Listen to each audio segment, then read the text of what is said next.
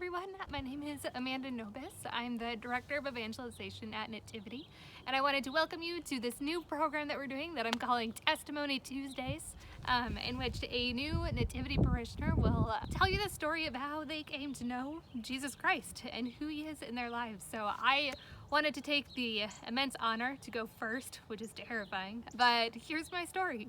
I grew up not too far from here. I was born and raised Catholic. It was something that was always really cool and important to me, but I didn't really know what it meant personally. A relationship with God is something that I wanted, but I didn't really know how to achieve it until I started going to a local Protestant church. And that's where I really found people that had a personal relationship with Jesus, that knew and loved Him in a way that I had never experienced before. That was something that I wanted. Flash forward to college, I met other young Catholics that knew Jesus as a person, and it was awesome, and I wanted that.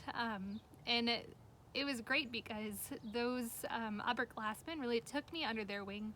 I joined their Bible studies. They showed me how to pray. They showed me that a personal relationship with God who loves me is possible, and that I just had to say yes to Him. I took on leadership roles at the Newman Center. Being a Newman kid was kind of my thing, and it was pretty cool.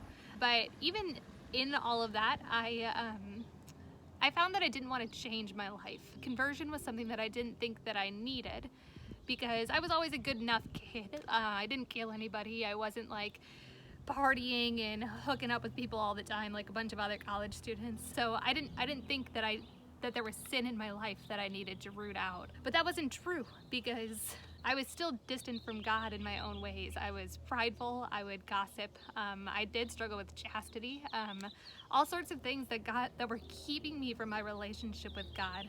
And so there have been a lot of moments in my life where Jesus kind of broke that wall and showed me that I did need Him.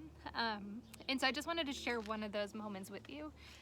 It was my senior year of college. I was in a really rough place. A lot of my friendships were really struggling, and most of it was my own fault. But I remember being in my room in my basement, just so upset because I felt like I was so alone.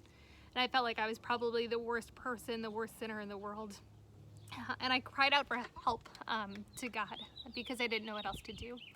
And as I was sitting there praying and asking God where He was, I just felt Him present in my heart. I felt Jesus calling out to me that He loved me.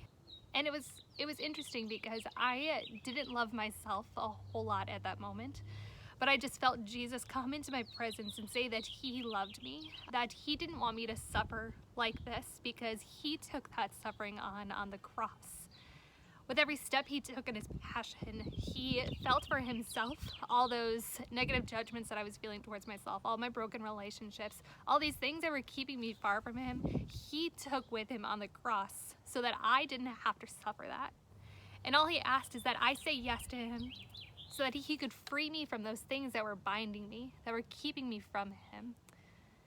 And that realization completely changed my life. The fact that Jesus loved me even when I didn't love myself completely changed everything, and it continues to change my life every day.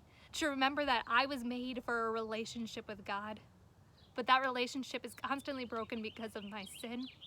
But that Jesus Christ came, suffered, and died to free me from the things that keep me from Him, and that He offers that relationship to me every day, and all I have to do is say yes. To root out sin in my life, to pray to Him, and to orient my life around Him. That changed everything.